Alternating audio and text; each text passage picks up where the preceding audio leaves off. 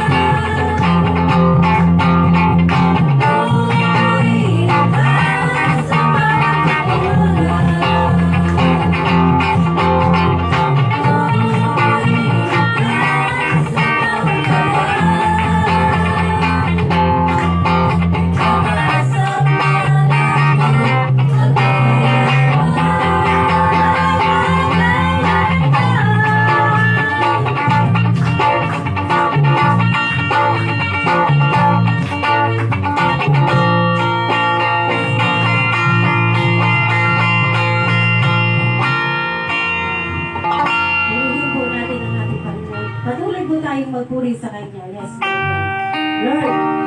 Kami po ay nagsusumama sa oras na ito, Lord God. Kami po ay dumulog sa inyo, Lord God. Lord, patuloy kami nagpapakumbaba sa inyo, Lord God. Kaya sa oras na ito, Lord God, kami ay magpupuri sa inyo. Antahin po natin ang banal na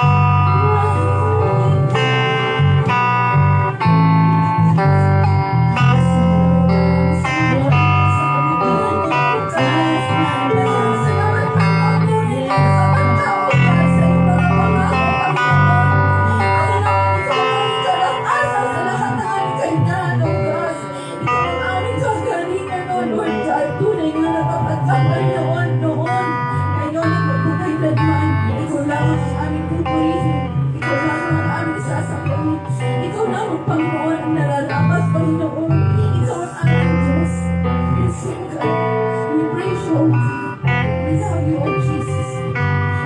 Nararapat ka ng Panginoon. Ikaw na nasa bahay na, oh God. Yes, Lord. Be with us, oh Lord God. Be with us, oh God. In this place, Panginoon. Yes, oh God.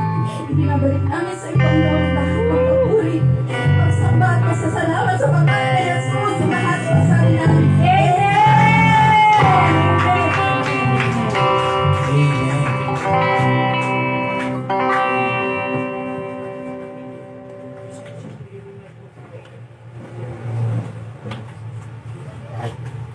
Praise God. Ayan. Salamat po sa Panginoon.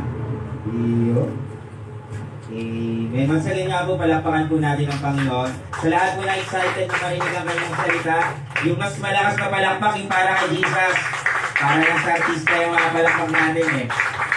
Amen. Sino pong excited nga uli magsabi ng Amen? Amen! Alam niyo po, lagi po tayong ma-excite when it comes to the Word of God kasi sa salita ng Panginoon po, may kalayaan, yan. May mga palalayaan every time na naririnig natin ang salita ng Panginoon. At the same time, may mga inaayos ang Panginoon.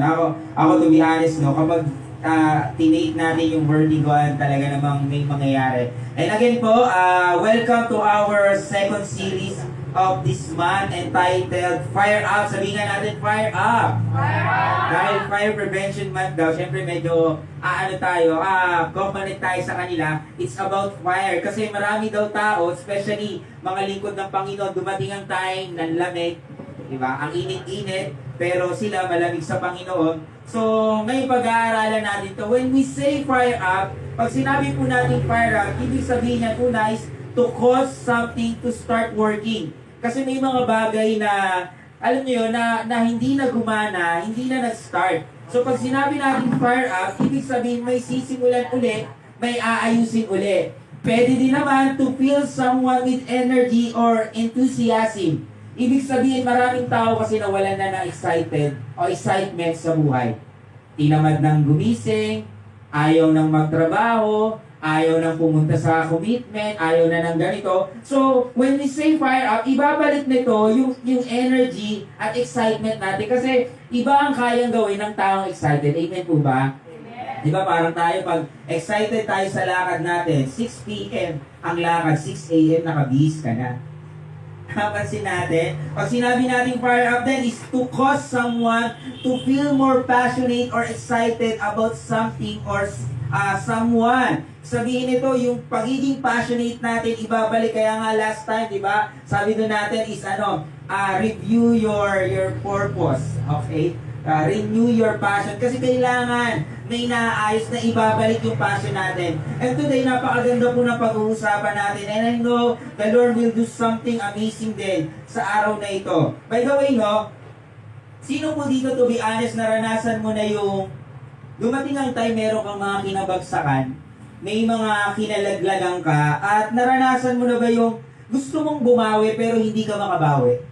Yung hindi ka makabounce back, yung dahil kinakain ka, feeling mo, pag sinubukan mo, pwede sumablay ka uli, nagkaroon ka ng frustration na tingin mo, hindi mo na kaya. Yung iba talagang medyo malalalala, nagkaroon ng trauma. Yung takot ka nang sumubok kasi nakulong ka sa mga nangyari dati. Bakit ako susubok? Ganun din naman. Yan. Bakit ko ito gagawin? Pareho lang naman din yung resulta. So, hindi ko alam kung ilan sa atin ang nararanasan o nararamdaman ito na dumating ang time, parang ayaw mo nang sumubok, nahirapan kang bumounce back dahil sa mga nakaraan mo, mga napagdaanan mo, mga naranasan mo, and I don't know yung mga past natin. But today, tuturuan tayo ng Panginoon paano ka makaka-move on sa bagay na yan. So, before we start, kindly open your Bible in Isaiah chapter 60, verse 1 to 2. So, this is the message of the Lord sa Israelites. Sabi niya dito, "Arise, shine, for your light has come, and see, darkness covers the earth, and thick darkness is over the people. But the Lord rises up, arise upon you. His glory appears over you." Okay, so purihin po ang Panginoon sa pagkabasa ng kanyang salita. Pwede po bang palakpakan uli natin ang Panginoon? So by the way po, no, ito pong nangyari po, ito pong binabasa ko ay mensahe ng Panginoon para sa mga Israelite na na-captives.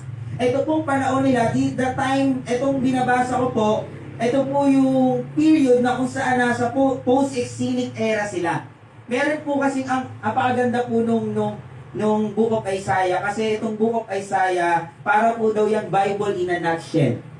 Ibig sabihin niya, nandiyan yung tungkol sa salvation ng Panginoon, prophecy about Jesus, revelation, ano pa ba? Parang in one book na ilagay lahat nung patungkol saan? Sa Bible. So kaya ang sabi sa Book of Isaiah is Bible in a nutshell. At yung sinabi ko nga dito, ito pong binabasa ko, which is Isaiah chapter 60, what we call post-exilic era. Pag sinabi po natin post-exilic era, ibig sabihin po nito, meron pong tatlong pong part na na-divide ang Book of Isaiah. Ito po yung tinatawag na pre-exilic era, exilic era, at yung post-exilic era. Pag sinabi po natin exilic, ito yung time ng captivity. So yung chapter 1 verse 39, ito po yung sinasabing pre-exilic era. Pag sinabi po natin pre-exilic era, ibig sabihin ito yung time na nagpa-prophesy sila Isaiah and yung mga propeta na turn away from your wickedness kasi paparusahan kayo ng Lord. Magpapadala ng parusa ang Panginoon. Darating ang time, makakaptive kayo. So ganun yung time na yon. Ito po yung tinatawag na pre-exilic era. Pagdating naman sa post-exilic era, ito na yung na-captured sila. At nakita natin, one of those powerful na empire na nag-captured sa kanila, walang iba kundi ang Babylonian Empire. Alam niyo po ba that almost 100 years silang na-captive nitong Babylonian era. At yung tinatawag naman po na post-exilic era, eto na. Yung e-exit na sila from captivity, kaya lang, di sila makamove on kasi dahil sa nakaraan nila. Natakot silang sumubok kasi napiling nila, bakit pa kami susubok? Baka wala naman din mangyari. Bakit kami susubok? Baka hindi rin naman magtagumpay. So, etong mga taong ito, yung especially the Israelite, di sila maka-get over, di sila maka-move on, nabalot na sila ng takot that time. Nabalot na rin sila ng pait ng nakalipas. Kaya nga ayaw na nilang sumubok. Kaya ang description ni Lord sa Isaiah, sabi niya, see, the darkness covers the earth and thick darkness is over the peoples. Although pwede na silang umalis, pwede na silang bumalik sa bayan nila, hindi nila magawa. Natatakot sila. Kasi yung naranasan nila from Babylonian Empire, hindi talaga maganda. They were enslaved. Naging prisoner itong mga taong to, kaya ayaw na nilang sumubok. Yung mindset nila, slave na. Minsan ganun, no? May mga pagkakataon na may maganda namang inihanda ang Panginoon sa'yo. Kaya lang ang problema natin, ayaw mo nang sumubok kasi nga, yung mindset mo, pareho na lang ng kahapon. Bakit ka pa susubok nga naman? Tingin mo kasi wala din ako magbabago eh. Sa trabaho mo, bakit mo ba sisipagan? Di ka naman din mapopromote. Ang ganyan. May inihanda ang Panginoon. Bakit ko gagalingan sa ministry? Diba, wala din namang mangyayari. Yan ang sinasabi ko. Ano pa ba? Siyempre bakit pa ako magsisimba? Pare-pareho lang naman. Abansin natin, yung mindset ang kumulong sa kanila. Kaya may message ang Panginoon sa mga nandirito. Alam niyo po ba that life back in Jerusalem, and ito po, after po ng Babylonia, tinalo po ang Babylonia ng Persian Empire. Actually po, history po tayo ngayon. Tinalo po sila ng Persian Empire. Pinayagan na sila. So once again, the prophetic voice break the silence to address the discouraged population. Binigyan sila ng mensahe ng Panginoon nang sa ganun, magawa nila ito uli. Kaya lang, because of those time na nangyari sa kanila, hindi nila magawa. I don't know po kung ilan ang nakikinig sa akin na parang ganito ang nararamdaman mo. Na parang ayaw mo nang sumubok. Ang kagandahan lang po dito, naririnig natin ito kasi meron pong gagawin pa ang Panginoon. Sino po dito naniniwala na kaya po natin ito naririnig kasi may gagawin po ang Panginoon? Magsabi na Amen. So sabi po ni Edmond Bianca, sabi niya, your time to shine is definitely coming. Yung time ng pagkinang mo, mangyayari yan. But you must not allow your past failure and disappointment to steal it from you. Sabi ni Edmund Biakan, isang magaling na theologian. So sabi niya dito, kikinang ka naman ulit. Diba? Mag-iningning ka ulit.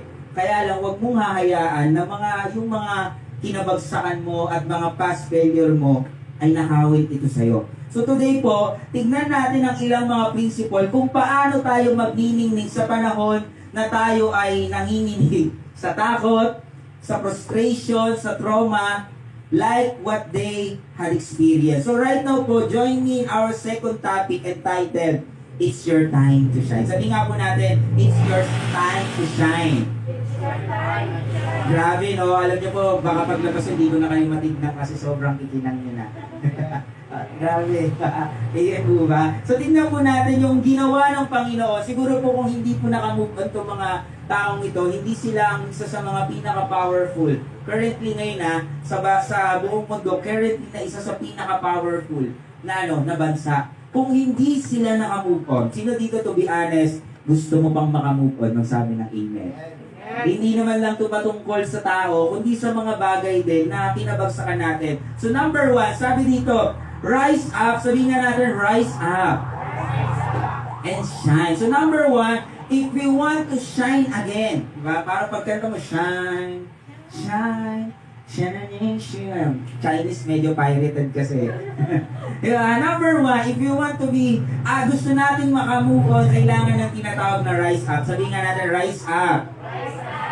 So you will reach yung bago mong ikaw, yung move on na gusto mong maranasan kapag may rising up na nangyari. So totoo naman, no, mahihirapan kang umusad kapag hindi ka bumangon. Sino dito aamin sa mga nagtatrabaho o baka sa mga nag-aaral, may mga pagkakataon na hirap kang gumising. Di ba? Nasubukan niyo na po ba yun? Yung nag-a-alarm ka, yung may pasok ka ng umaga, isipin mo yung iba nga dito, di ba? Ang pasok mo ay 8 a.m. halimbawa. Tapos ang alarm mo, 7, 7:05, 7:10, 7:10, 15 hanggang 7:30. Naranasan niyo na po ba yun? Nakasin natin. Pero bakit tayo nagpupumilit na bumangon kahit mahirap? Kasi nga, kapag hindi ka bumangon, baka sa susunod na gising mo, wala ka ng trabaho. Ba? Pag hindi ka bumangon, baka ang susunod na makuha mo sa grades mo ay palangol. Gusto ko mga 80, 90. Kung katulad ko kayo, kontento na ako dati sa 76 eh. Kaya nung karoon ako ng 77, praise God. Ang ibig sabihin lang po nito, gusto mong may mangyari at makamove on, kailangan marunong kang bumangon. Ang totoo po, Israel was knocked down by the enemy for how many years? Ilang beses silang tinalo. Tinalo sila ng Babylonian Empire. Sinakop sila. May mga pangit na nangyari sa kanila. Take note po itong nangyari sa kanila, malaya na sila sa panahong ito. But they were experienced trauma and disappointment. Kaya ayaw na nilang sumubok. At kahit nga nung tinatry na nilang sumubok, meron pa rin struggle. May mga pumipigil pa rin. May mga umaayaw pa rin. Minsan nga nasa loob pa. Nung may nangyari nga nasa loob ng kanilang team. Si Sanballat. Huwag natin bigyan na yan. Balat yan, malas yan. Sabi nila parang hindi ito maganda. Pero sabi ng Panginoon dito, rise up.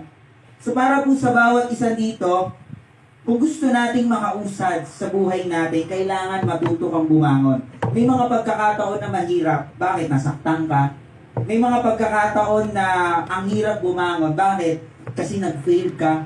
May mga pagkakataon na ang hirap bumangon kasi disappointed ka na, discouraged ka na. But the Lord is telling us, gusto mong may mangyari, gusto mong magningning ulit, you have to rise up.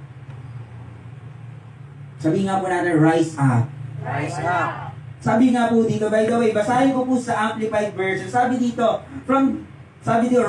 arise from depression and frustration in which circumstance have kept you. Rise to a new life.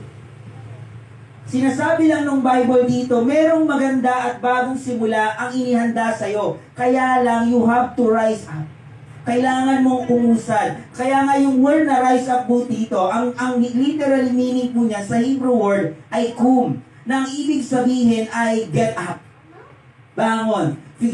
Figuratively speaking, ang ibig sabihin po niya ay accomplish, continue, endure, succeed, accomplish. Ibig sabihin, every time na tayo ay nagra-rise up, mas malapit tayo sa gusto nating maka-accomplish.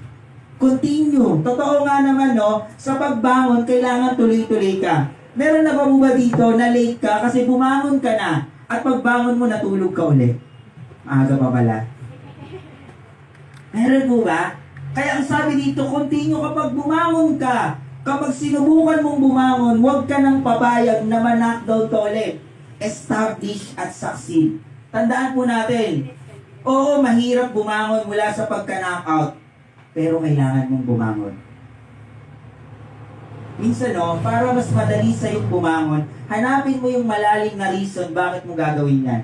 Kaya sabi ng commercial, no, para kanino ka bumabangon.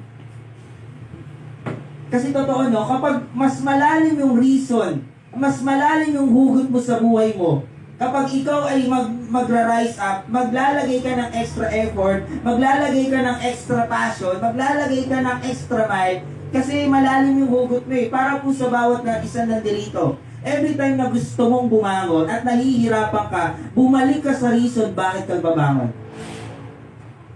Gusto kong bumangon kasi gusto ko uling makuha yung pangarap ko. Gusto kong bumangon kasi gusto kong malapit uli sa Panginoon. Gusto kong bumangon para makita nila na hindi ako failure. Gusto kong bumangon para sa pamilya ko, para sa mga anak ko, para sa magulang ko. Kailangan malalim ang hugot natin. Ulitin ko po, may mga pagkakataon na mahirap bumangon dahil na-knockout tayo, pero kailangan mong bumangon. Para po sa bawat isang nakikinig dito, tandaan po natin na hindi ka kailanman nakakaahon kapag ayaw mong bumangon. I don't know kung ano yung mga kinalugmukan natin, ano yung mga kinabagsakan natin, but one thing for sure, mahihirapan tayong bumangon kapag mahihirapan tayong umahon kapag ayaw nating bumangon. Pwede po ba palakpakan natin ang Panginoon? Totoo po, to arise is a challenge. Kailangan mong piliin at pilitin na bumangon. Challenge po. May mga tao na sumablay na sila sa isang bagay, hindi na po sila uli sumubok. Bakit? Challenge po ito. Hindi lahat ng bumagsak ay nakabangon ulit. Hindi lahat ng dumaan sa depression ay buhay pa ngayon. Hindi lahat ng nasaktan ay nakamove on. Hindi lahat ng dumaan sa trauma ay naging okay. Kaya nga, to arise is a challenge. The reason why naririnig natin to, alam niyo po, one thing for sure, hindi to pinaririnig sa atin ng Panginoon nang wala lang. But pinaririnig niya sa atin to unang-una para sabihin may pag-asa ka. Oo, mahirap, pero posible. Pangalawa, para sabihin, nakasama mo siya. Hindi naman kung sinong tao lang ang nagbanggit nito. Ang nagsasabi nito, walang iba kundi ang Panginoon. Listen to me, every time you hear the voice of the Lord, the word of God, do not harden your heart. Kapag naririnig mo yung salita ng Panginoon, huwag ka nang makipagmatigasan. Bakit? Kasi once na in-instruct ka niya dyan, ibig sabihin tutulungan ka niya. To arise is a challenge. Pangalawa, to arise is a command. Ibig sabihin po, lalo po itong tinatanong, pag command po anong dapat gawin, sinusunod. Kaya napansin nyo, hindi sinabi dito, rise up and shine, please. Rise up and shine. Pwede ba? Mag-rise up and shine. No. Rise up and shine. Ibig sabihin to, wala po tayong ibang choice but to obey. Pastor, kahit mahirap? Yes. Pastor, kahit medyo nahihirapan pa ako? Yes. Pastor, kahit nasa moment pa ako ng morning ko? Yes. Kaya nga kahit mahirap o kahit nahihirapan ka, once na nanggaling ito sa Panginoon, kailangan mong bumangon because it is a command. Ang kagandahan lang po dito, dahil ang Panginoon po ang nag-utos nito, hindi ka naman niya pababayaan. Naniniwala po ako na wala pong ipagagawa ang Panginoon sa atin nang hindi mo kaya. Amen po ba? Sino dito one time merong pinagagawa sa iyo ang Panginoon, especially sa mga lingkod ng Panginoon, yung dati tingin mo hindi mo kaya. Hindi mo kayang magsalita. Sabi ko nga po sa inyo, nung ako po ay nagsisimula sa Panginoon, kala ko hindi ko rin kayang magsalita. Dati kasi nung wala pa ako sa Panginoon, kaya ko lang ay magmura. Diba? Ngayon, nagmamahal na lang. Ibig sabihin, sabi ko, hindi ko kaya, hindi, gawin mo. Pagsalitain ka sa patay, kasi sabi ko, ang ministry ko, taga-timpla ako ng kape, ng juice. Maya pinagsasalita ka, pero sabi ko, kaya naman pala. Sa iba dito, sino dito nung una, tingin mo, di mo naman kayang tumugtog. O sabihin natin yung passion mo ngayon, I don't know kung ano yung mga profession at passion mo. Yung una, di ba, tingin mo, hindi mo kaya. Pero bakit ngayon kaya mo na? Di ba, ang husay mo pa nga eh. Simply because sinunod mo. Una, yung sinasabi ng Panginoon, ang ano yung passion mo. From now on, church, listen to me. Kapag narinig mo po sa Panginoon, kapag may pinagagawa ang Panginoon, kapag may sinasabi siya sa'yo, medyo mahirap minsan mahirap talaga, but you have to obey. You have to obey. Sundin natin yung sinasabi ng Panginoon. Pag sinabi niya na, tagal ka nang nakalugmok sa pinagdaanan mo, pwede bang bumangon ka na? Sunod tayo. Anak, matagal ka na dyan sa sitwasyon mo, parang tamad ka na sa buhay, pwede ba this time, bangon ka na, sunod na tayo. Ano mga anak, parang ang tagal mo nang hindi nagliligot sa akin ha. Pwede ba magpagabit ka sa akin? Medyo mahirap, pero sumunod tayo. Ulitin ko po, every time we obey the Lord, tayo rin po ang nagbe-benefits. Wala pong ibang nagbe-benefits kundi tayo. From now on, church, you have to rise up. Sabihin nga uli natin, rise up. Sana po ba? Bigyan mo, palakpakan po natin ang Panginoon. Naniniwala po para po sa bawat isa. I don't know ano po yung situation natin, but one thing for sure, kapag sinabi po ng Panginoon na bumangon ka na. Yung iba, ang hirap ka lang naman sa pag-iisip, bangon ka rin. Kanina po naalala ko dahil medyo parang late ako na nakakatulog ngayon. Sabi ko, ang ginagawa ko, nag-a-alarm ako. Kagaya kanina, minsan magagawa mo ang isang bagay, minsan talagang pipilitin mo lang. Kaya nantok pa po ako, pero nag-alarm ako. Sabi ko, kailangan bumangon. Kagaya niyo rin po, nag-3 alarm ako. Naka-3 alarm ako, pero bumangon pa rin po. At nagpapasalamat po ako kasi kung hindi ko po ako bumangon, baka wala rin akong natapos ngayong araw na ito. Nag-worry po bago ako pumunta dito, umili pa ako. Aibig pa ako. But again po, ang point lang dito, you have to rise up. Number 1 is to rise up. From now on, if we want to shine like a diamond, wow. Diba? Gusto nating magningning sa panahon kahit na tayo ay minsan ay hihirapan, you have to rise up. Pangalawa, sabi dito, rise up and shine. Sabi nga natin, shine. So number 2 is shine up. Ayan. Kailangan nating mag-shine. By the way, yung word na shine dito, ang Hebrew word niyan ay ore. Nang ibig sabihin to be luminous, become light, set on fire. So, kailangan kapag bumangon ka, wag na yung dating ikaw. Kasi kung yung dating ikaw lang yon, uulit at uulit lang yon. So, ang gusto ng Panginoon, hindi ka lang basta bumangon, ang gusto niya, magningning ka ulit. At pag sinabi natin shine up dito, by the way, basahin ko po dito, sabi dito sa verse na ito, shine, be radiant, okay? Be radiant with the glory of the Lord, for your light has come, and the glory of the Lord has raised you up, sabi sa Amplified Version. Napansin ko lang po dito sa binasa ko, no? Sabi dito, shine, be radiant with the glory of the Lord. Ibig sabihin po, hindi yung ningning mo, o yung sarili mong ningning ang gagamitin natin, kundi yung liwanag na galing sa Panginoon. Sabi niyan, with the glory of the Lord. Kasi ang totoo lang po, kung tayo lang ay hindi natin kaya, amen po ba? Mahihirapan tayo. Kaya ang sabi dito ng Panginoon, yung ilaw na manggagaling sa akin, yung glory na galing sa akin, yun yung gagamitan natin. Para po sa bawat isa nandito, don't rise up with the same person who stumble and knock down. Huwag kang papayag na ikaw po ay bumabangon ng kagaya pa rin ng dati. Lagi ko po itong sinasabi, every time na dadaan ka sa isang pangit na situation, every time na dadaan ka sa isang problema, every time na dadaan ka sa mga hindi magandang nangyari sa buhay mo, huwag kang papayag, una sabi ko, huwag kang papayag na lalabas ka sa sitwasyon na yan, sa problema na yan, nang wala kang natutunan. Bakit? Kapag wala kang natutunan, darating ang time, pag nandiyan ka na naman sa same situation na yan, uulitin mo lang yung action mo. Pangalawa, huwag kang papayag na hindi ka nagmamature sa isang situation. Nasaktan ka na nga dati, hindi ka pa natuto at hindi ka nagmature. Maniwala po kayo, pag nandun ka uli sa same situation, pwedeng maulit sa iyo. Hindi po tayo ginawa ng Panginoon, sorry for the word, naanganga. Kaya ang sabi ng Panginoon dito, huwag kang papayag. Nagka-problema ka, dumaan ka sa isang problema at bumangon ka na pareho ka lang ng dati. Rise up with the radiance of the glory of the Lord. Sana po, para sa bawat isa, kapag bumangon ka, dapat kita na si Lord sa'yo. Kaya ang sabi niya, rise up with the glory of the Lord.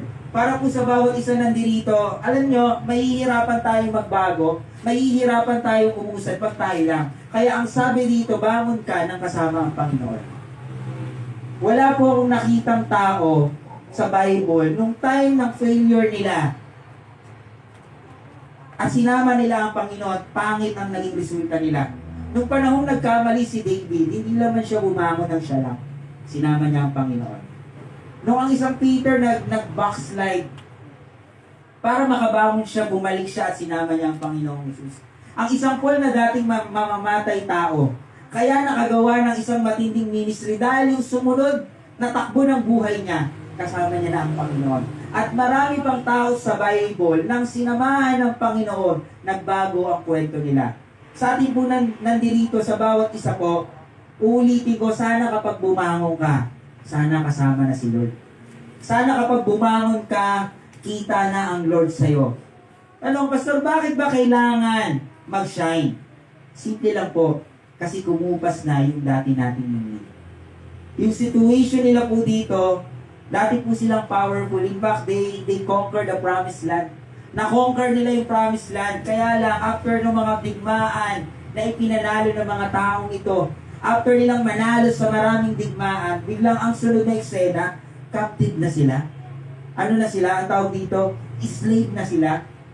Nawala na yung ningning nila. Kaya ang sabi ng Panginoon, shine.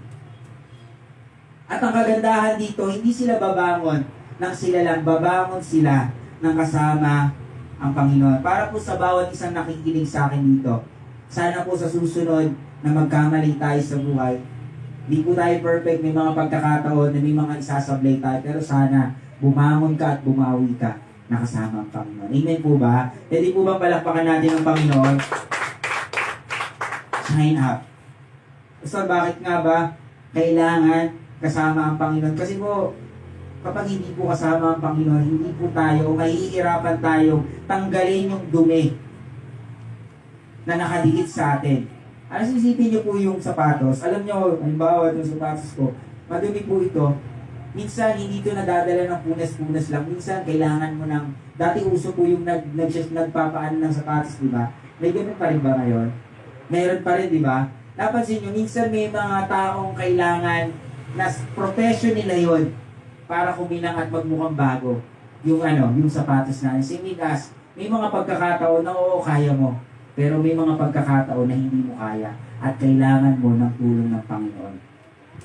Minsan lang talaga, madalas masakit, pero ito yung kailangan natin. Para po sa bawat isa, kailangan magningning ang buhay mo at dadating yung time, makikita natin na lahat ng pinagkatiwala natin sa Panginoon, lahat ng na-receive natin at pagtitiwala natin sa Panginoon, masusuklian na mas magandang takbuhin sa buhay natin. Again, church, you have to shine up. Sana po sa susunod na mag-usap tayo, isa po sa panalangin ko lagi sa mga nakakausap ko, sana sa susunod na mag-usap tayo sa mga pinagdaanan natin, sana maging mas better ka. Kasi kasama mo na yung Lord. Sana mas maging okay ka. Kasi tinanggap mo yung salita ng Panginoon. Sana mas maging mature tayo. Kasi sinunod mo yung komanda.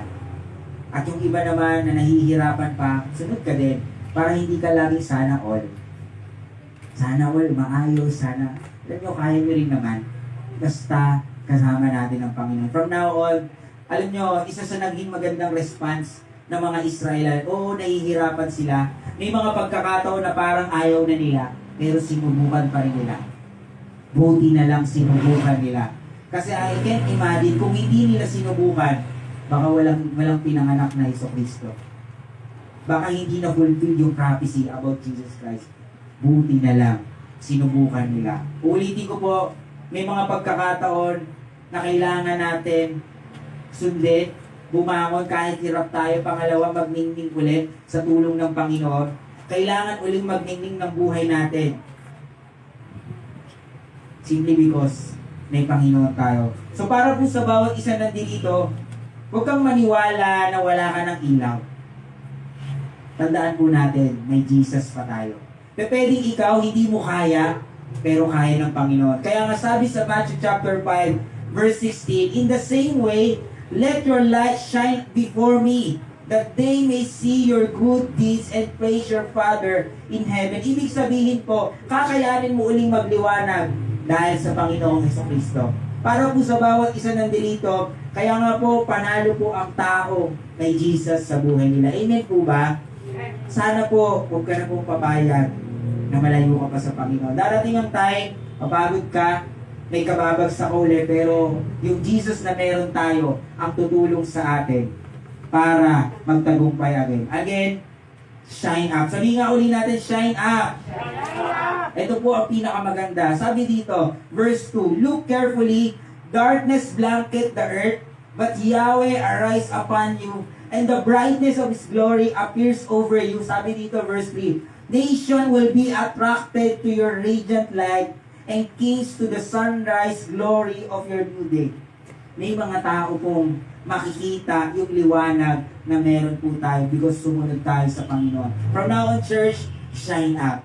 Again po, if we want to shine again, gusto nating magdingning again, number 1, kailangan rise up. Pangalawa, kailangan shine up. And lastly, sabi dito, look, darkness cover the earth, and deep darkness cover the peoples, but the Lord will dawn upon you, and His glory will be seen over you.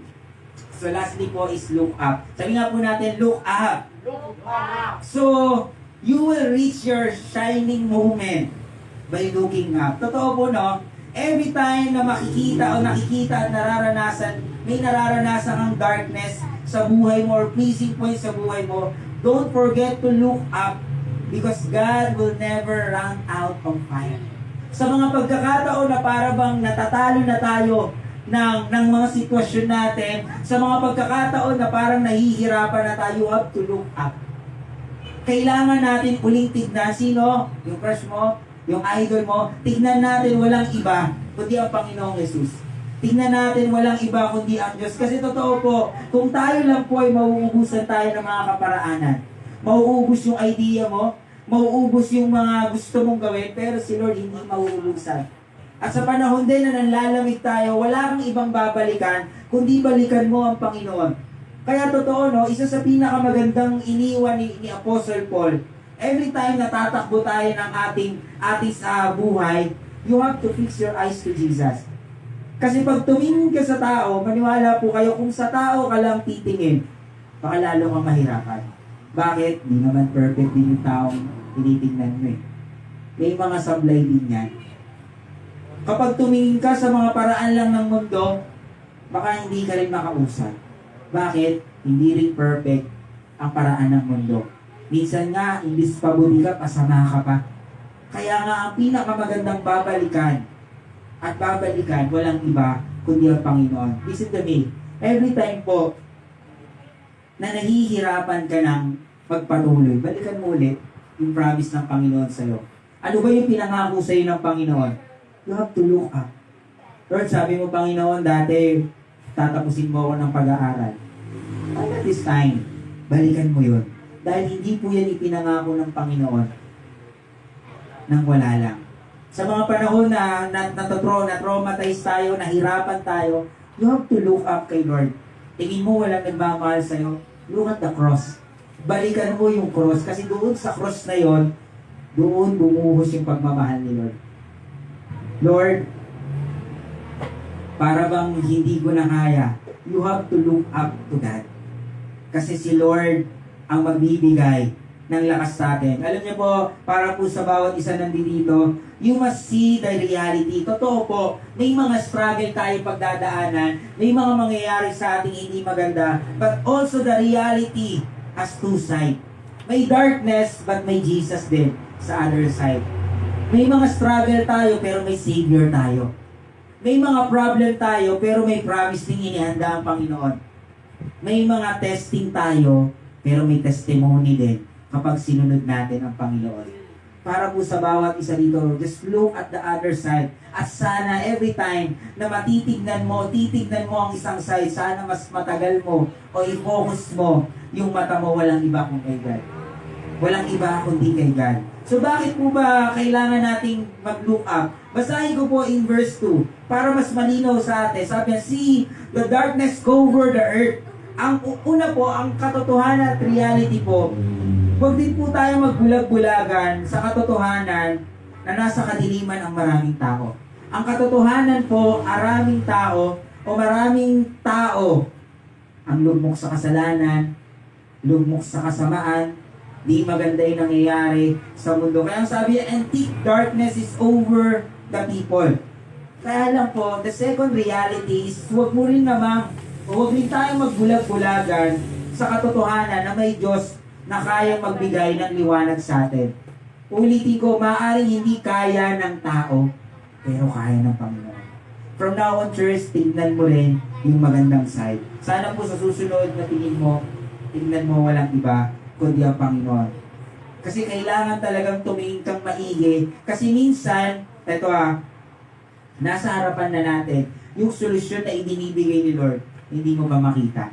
Sino po dito naranasan nyo? May pinabibili sa iyo yung kasama mo, tapos nasa harapan mo lang, hindi mo pa makita. Nasubukan nyo na po yun?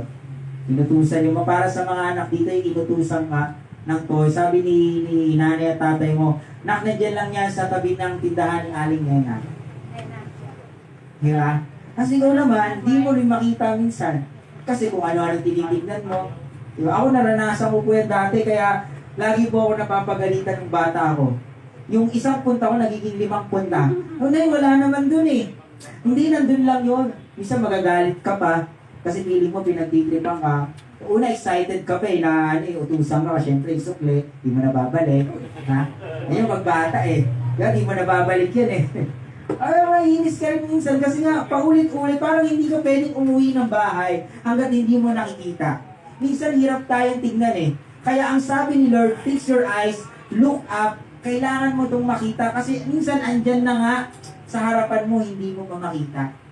Minsan, andyan na yung solusyon, dami mong pinapanalangin, nasa harapan mo na pala. Hindi mo ba natin makita? Kaya ang sabi ng Panginoon, look at church from now on, tumingin kang maigi sa Diyos. Para po sa bawat isa nandito, when you focus on problem, you will have more problem. Maniwala ka, pag puro problema po ang focus natin, mas maraming problema pa ang masusolusyonan natin. Yung tipong wala kang pambayad ng bills, dahil kaka-focus mo din sa bills na mami, maalala mo, di mo na, baka pag binayad ko itong ganito, wala kaming pangkain. Pag wala kaming pangkain, saan kami kukuha ng susunod na pang-araw namin? Diba? Nanganganak uli siya ng problema, but when you focus on possibility, you will have more opportunity. Tignan mo, baka, sino dito naranasan nyo na po, no? Yung ako ganito, may mga pagkakataon na wala rin talaga ako. Pero sabi ko, Lord, naglilingkod ako sa'yo. Alam ko naman na ikaw magpapakain sa akin. Ako pagkakataon, sabi ko, maglilingkod lang ako. Kaya may pagkain na darating sa'yo. Ang bala ko, sardinas lang, 555. Pag dadalhin ni Lord, wow, chicken. Diba? Sabi ko, Lord, grabe ka. Kasi may balahibo kayo, tatanggalin mo pa. Joke lang. Ibig sabihin lang nung kakain ko pa pala magkakatay, no? Ibig sabihin lang nito, look at the other possibility. Sabi ko nga, alam niyo, meron po ako nakilala, sabi niya, Pastor, kahit tanggalan mo ako ng pera ngayon, bigyan mo ako ng isang araw, ilang oras lang, magkakaroon ulit ako ng pera. Sabi ko nga, sige nga, akin yung pera mo. Si Ren. Pero alam mo ang ibig niya sabihin, meron siyang skill, wala siyang pera. Pero meron siyang kakayahan na magpuproduce ng pera. Kasi magaling itong sabi niya, pwede siyang titingin lang yan ng mga gamit sa isang store. Mamaya, sabihin niya, kakausapin niya, ate, pwede ba akong pwede ko bang ibenta yan? Parang reseller ako. On the spot, mamaya lalakuin, mamaya pagkain na siya, may pera na siya. Minsan ganun eh. Kapag puro problema ang focus mo, problema din ang mangyayari sa'yo. Pero kapag tinignan mo yung possibility, may mga opportunity kang makikita. Oo, baka dito may gustong maglingkod kay Lord. Baka hindi ka marunong kumanta, pero baka pwede ka namang maggumamit sa iba. Ibig sabihin, marunong ka magkalikot nito. Ako, hindi ako marunong kumanta. Sabi ko, doon na lang ako sa kaya ko. Hindi ka marunong kumanta, pero baka marunong kang sumayaw, di ba? Yung habang may nagbe-praise and worship dito, may nagbe-breakdance dito, pwede yun. Nagka-crank ka pa, no? Yung sabihin lang, baka hindi ka pwede dun sa kabila, pero may opportunity ka sa kabila, look up. Kaya si Lord, maniwala kayo, buti na lang hindi tayo ginawang bulag ng Panginoon. Kasi yung dalawang mata natin ang nagpapatunay na kapag tama ang tinignan mo, tama din ang mangyayari sa'yo. Na kapag tama ang tinignan mo, tama din yung tatahakin mo. Gusto mong makausad ulit? Gusto mong maitama yung track mo ulit? Oo, nagkamali ka dati, pero gusto mong luminya sa tama ulit, you have to look up. Baka nung mga dumaan na araw, kung kani-kanino natin focus ang mata natin, why not this time? Focus on Jesus. From now on, church, sana huwag mawawala ang tingin mo sa Panginoon. Minsan may mga pagkakataon, mahihirapan ka, pero balik mo lang yung mata mo kay Lord. May mga pagkakataon na mayayanig ka ng mga situation mo, pero pilitin mong bumalik sa Panginoon. Minsan may mga pagkakataon na na-disappoint ka sa mga taong yan, sige na, na-disappoint ka nila, pero pilitin mo ulit bumalik sa Panginoon. From now on, look up. Sabihin nga po natin, look up. Naniniwala po ako para sa mga tao na ang mata ay focus sa Panginoon. Marami ba pong mangyayari sa atin? Pwede ba palakpakan natin ang Panginoon? Alam niyo po, sabi dito, verse 5, then you will look at the radiant, your heart will race with excitement and burst with joy for great riches from the sea will be delivered to you. The wealth of the nation will come to you. Sabi sa Evangelical Heritage Version. So minsan po, eto po, minsan, kaya hindi natin ma-enjoy din yung buhay natin kasi ang focus mo yung wala ka. Pero why not this time, tignan mo yung magandang ginawa ng Diyos sa buhay mo. Kasi pag marunong kang tumingin doon sa mga magandang ginawa ng Panginoon, maniwala ka, lalo mong ma-enjoy yung buhay mo, yung joy na hinihingi mo, mangyayari sa'yo. From now on, church, kung marunong kang tumingin sa pangit na nangyari, dapat marunong ka rin tumingin sa magandang ginawa sa'yo ng Diyos. Kung marunong kang tumingin doon sa mga hindi magandang nangyari, sana tignan mo din yung mga magandang ginawa ng Panginoon sa'yo. Always see the hand of God behind every event. Minsan lang kasi ang nangyayari sa atin, may mga panalangin tayo na hinihingi natin sa Panginoon, kaya lang iba yung way ng Panginoon. Pwede ba this night? Tingnan natin yung maganda. So yung iba dito, maaaring ang problem, financial problem. O sige, sabihin na natin, kapos ka sa pera ngayon, pero wala ka namang sakit. Amen. Di ba dapat natin ipasalamat yun?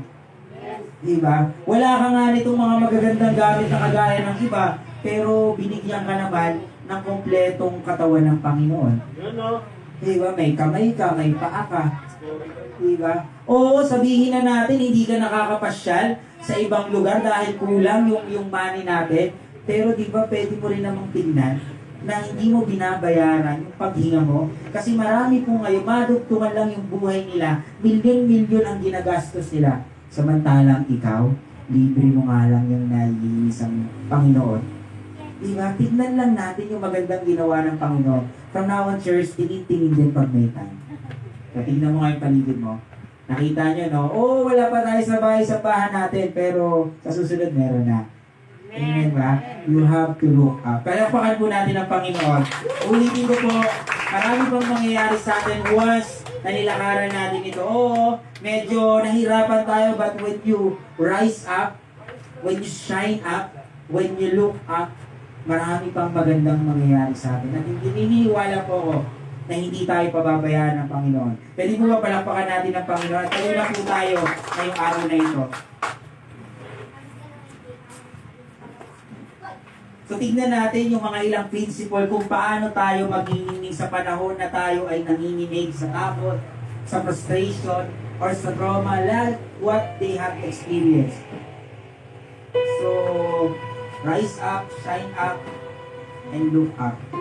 Alam niyo po ba, sabi dito, arise, shine, for your light has come, and the glory of the Lord rise upon you.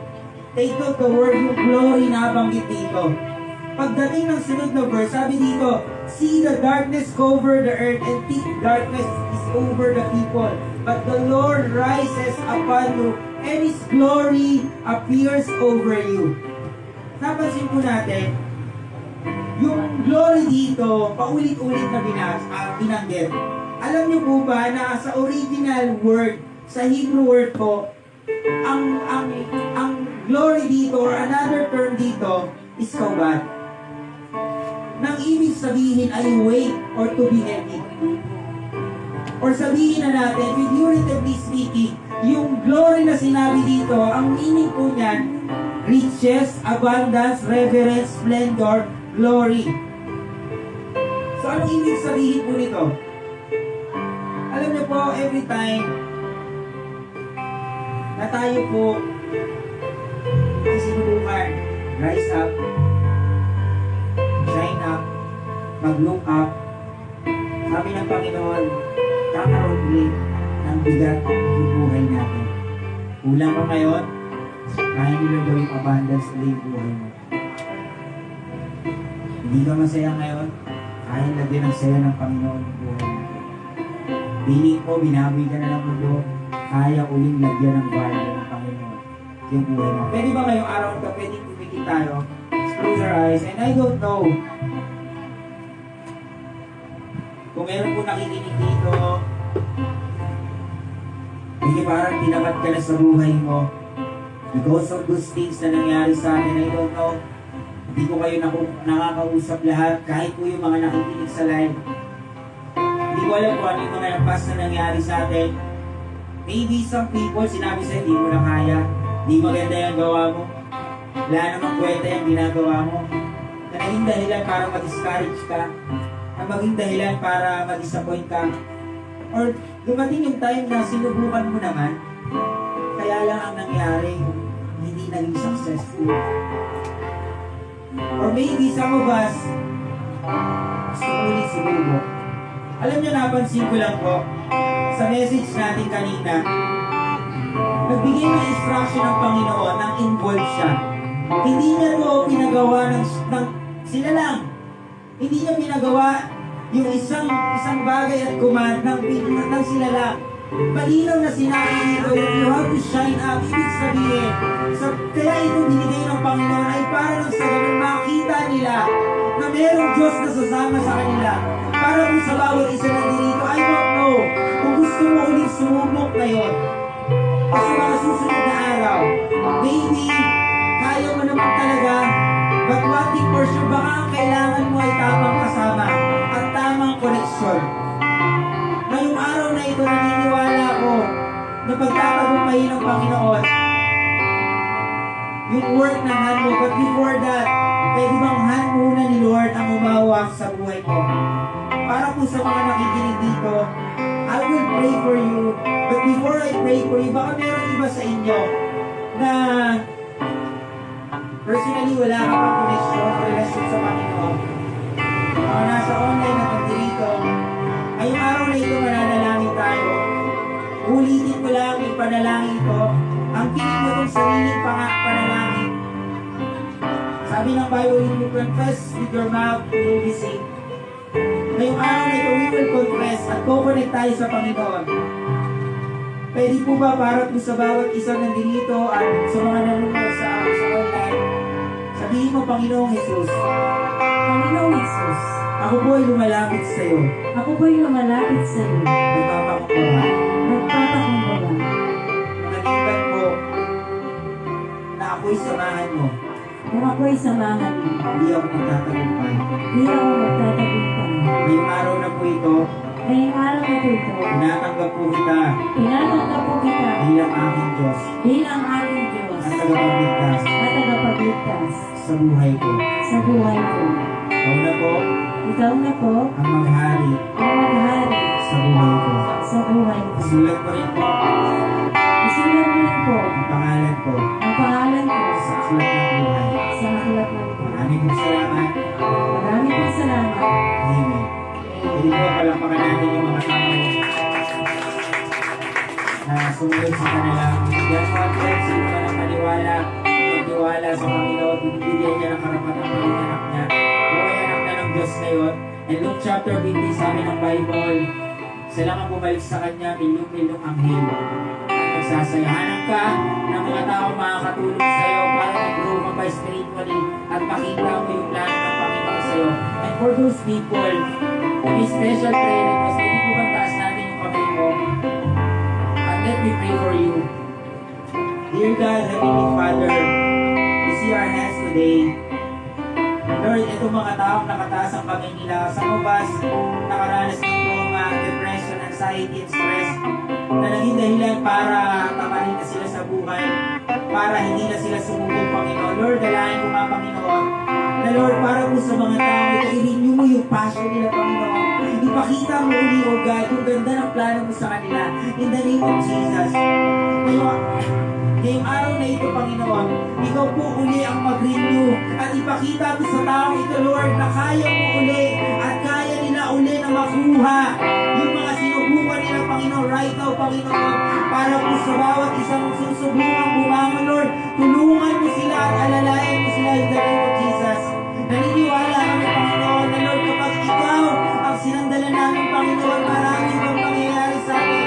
And Lord, I pray, oh God, for those people na nasaktan ng ibang tao, na-discourage ng ibang tao because of God, na kanila po mga nabanggit sa tao ito right now, oh God. We release forgiveness in the name of Jesus. Lord, patawarin ng mga tao ito, yung mga taong nakasakit sa kanila. At Lord, sumilihan pa rin namin ang pagmamahal ito. Maging mag-release ka ng forgiveness sa tao ito in the name of Jesus.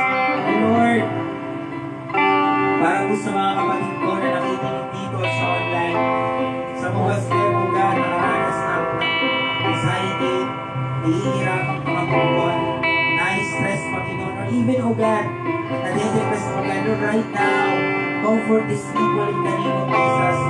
Uy, ang amin mo po ang bawat isa at maramdaman nila, Lord, yung yakap mo, yung pagmamahal mo, Panginoon. Lord, naniniwala ako, Panginoon, na Lord, kapag ikaw ang kumilos sa buhay namin, O God, may mangyayari ma. And Lord, for those person, O God, na Lord, may iniindang sakit sa katawan nila, Lord, right now, I speak healing in the name of Jesus. Ikaw po magpagaling sa taong ito sa pangalan na Jesus. Sabi mo sa iyong salita, by your wounds we are healed, O God.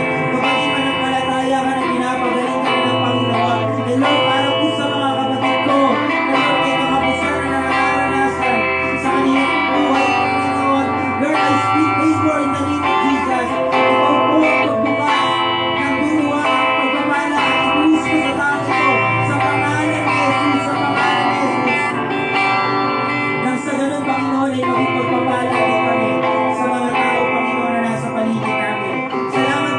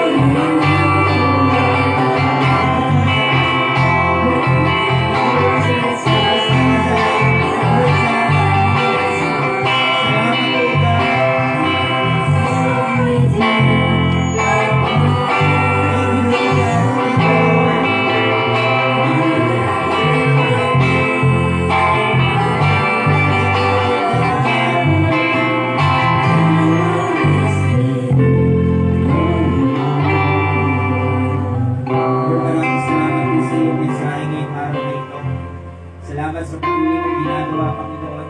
At Lord, dalangin ko nga, Panginoon, sa lahat po ng nakarinig ng iyong mensahe, O God. Lord, tulungan mo po sila. Ayusin mo po ang taong ito. Maraming salamat po, Panginoon. And Lord, patuloy ko po ilalagay ang mga taong ito sa kamay niyo, Panginoon. Lord, maaaring wala kami magawa, Panginoon. Maaaring limitado kami. Pero unlimited ka, Panginoon. At marami kang paparaanan, O God. Lord, we thank you, God. We honor you. This is our prayer in the mighty name of Jesus. Amen. Amen. Amen, Lord. Amen. Makakaupo na po tayo sa bed.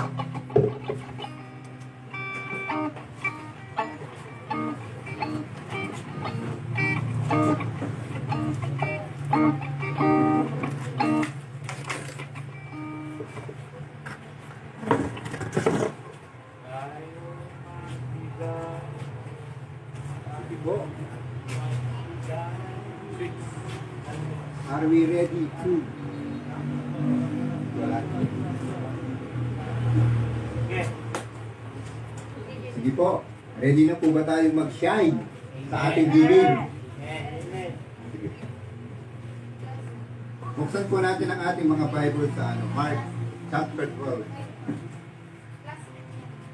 Verse 41. Sabi po niya, Jesus sat down opposite the place where the offerings were put and watched the crowd putting their money into the temple treasury.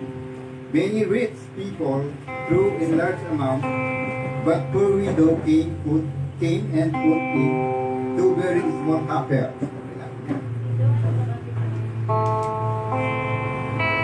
So doon lang po muna tayo, no? Hanggang 43 po yun, pero dito po makikita natin yung dalawang attitude ng giver. Isang mayaman at saka isang salat sa yaman. Siguro po, mahirap isipin, ano? Grabe si Lord. Nagbigay ka na nga ng marami. Sabi niya, rich people through large amount of money. Sabi niya. Ibig sabihin, marami na yung binigay nila, pero hindi pa rin kinalugdan ng Diyos. Ano kayang problema dun? So yun po yung isang attitude ng isang giver. Sometimes, naranasan ko rin yun before, nung nag-ministry kami sa Magalang. Yan. Parang doon din nagsimba si Pastora Anne, di ba, Pastora? Lagi kami nag-uusap ng mga ano doon, may negosyo. Sabi nila, Lord, bakit ganyan si Lord? Sabi nila, nagbigay ka na nga, hindi pa, pinag-uusapan namin itong verse na to, sabi, nagbigay ka na nga pero hindi ka pa rin kinalugdan. Mas kinalugdan pa rin yung mga binigay lang 20, binigay lang 10, mga kusing lang. Pero yung titingnan po natin dito, yung attitude eh. Yung attitude. Sometimes kahit marami tayong pera, dinudukot natin sa bulsa natin, pinipili pa natin. No, yung mapino. Pag pino, maano eh. Bagong labas sa bangko, it's either 100, 500, or 1,000, di ba? Pinipili natin. Hindi na siya 10%. Pag lumampas naman ng 10%, kunyari 100,000 ang pera mo, nagbigay ka ng 15,000, mali pa rin. Sasabihin, mayabang ka. Ang hirap magbigay, ano, Pastor Arnold? No bro, ang hirap magbigay. Pastor, ha? Ang hirap magbigay. Pero, ang lagi kong tinitingnan ng Panginoon, yung faith mo pag nagbigay ka. Yung value dito, ang binigay niya, lahat na nakabuhayan niya. Although barya lamang po ito yung kakainin niya siguro kinabukasan, o ito yung kakainin nila mamaya pagkatapos ng pagsamba, pero binigay niya sa Panginoon. Ang attitude po niya, naniwala siya na pag binigay niya ng taus-puso sa Panginoon yung konting pera na yon, ibabalik ng Panginoon ng marami. At anong nangyari? Kinalugdan nga siya ng Panginoon. Sabi kasi ni Jesus, tinawag niya yung mga disciple niya, pumunta kayo dito, mas malaki yung binigay ng babaeng balo kaysa dun sa mga mayayaman na sobra-sobra lang sa pera nila ang binigay. Ibig sabihin, yung mga mayaman, sa akin lang po, nung inanalyze ko siya, hindi sila faithful. Kasi sabi ng salita ng Diyos dito sa Mark 12:41-43, out of their riches. Ibig sabihin, ito ay tira-tira lamang ng mga kayamanan nila. Hindi po sila faithful tither. Yung faithful tither pala, yung kaya mong ibigay sa Panginoon, yun talagang para sa Diyos. Hindi mo siya dinagaya. So yun ang attitude ng babaeng balo na to. Naniwala siya na pag nagbigay siya sa Panginoon, of course, nandun yung Panginoon di ba? Umupo siya sa tabi ng, sa tabi ng lagayan ng kayamanan ng simbahan. Nandun siya. Kaya ngayon, nandyan din siya. Naniniwala po ba tayo, nandyan siya? At tinitingnan niya yung mga binigay natin yan. At tinitingnan din niya yung mga puso natin. So gusto ba nating mag-rise up sa pagbibigay sa Panginoon this afternoon? Sige po, tayo po'y manalangin. Lord, sa hapon pong ito, salamat sa mga pagkakaloob na amin pong ibinigay sa iyo, Panginoon. Alam po namin, O God, na ibabalik mo po ito ng maraming, Panginoon. Multiple, O God, para magamit po sa iyong gawain, Panginoon. Lord, at i-bless mo rin po ang mga nagbigay. At alam ko po, Panginoon, na ito po'y nasa puso nila. Lord, we thank you. We honor you in the name of Jesus. Amen. Speak to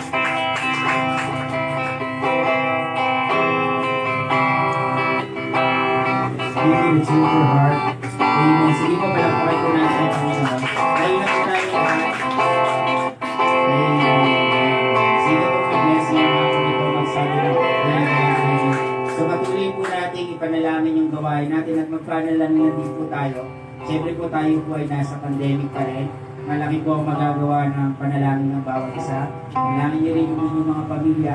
Pakahalaga po nun. At special announcement lang po. Next week na ba lang? Pwede na yan. So next week po, doon na po tayo sa ating simbahan po sa Chicago. So magkaroon po tayo ng dalawang service po. Isa pong 9 a.m. at isang 4 p.m. po. So hanap na lang po kayo ng available. You can invite yung mga tao po. At tuloy-tuloy pa rin po tayo para sa mga nasa online po natin. Tuloy-tuloy po rin po tayo. At patuloy pa rin po natin ipanalangin ang gawain po natin. May pangangailangan po yung bahay sambahan. At kung ikaw ay kinakausap ng Panginoon, huwag ka nang magmatigas ka. Baka ikaw na ang katabunan sa mga pangangailangan na yan. Ayan po ba? So, sino pong masaya na nasa bahay sambahan siya? Sabi na amen? Amen! Kung po ay masaya, hindi po tayo. Let's close with prayer.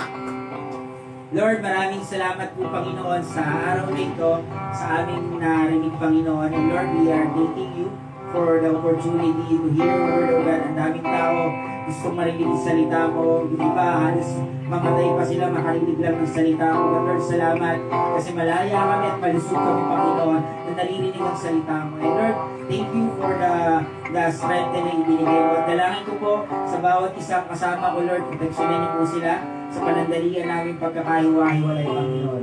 Salamat po, Panginoon, at patuloy ka po namin tinataas. Sa church, before we end, pwede po bang taas natin yung kamay natin? And this is this benediction which God has promised in number chapter 6 that every time narinig mo ito, receive it, it will be yours. Right now, basic people of God, may the Lord bless you and take care of you. May the Lord be kind and gracious to you. May the Lord look at you with favor and give you peace. Maraming salamat po, Panginoon. Ito po ang aming pagsama at pagkakila. Aming pangalan ni Jesus. Amen. Ako po ang sumunod Sunday.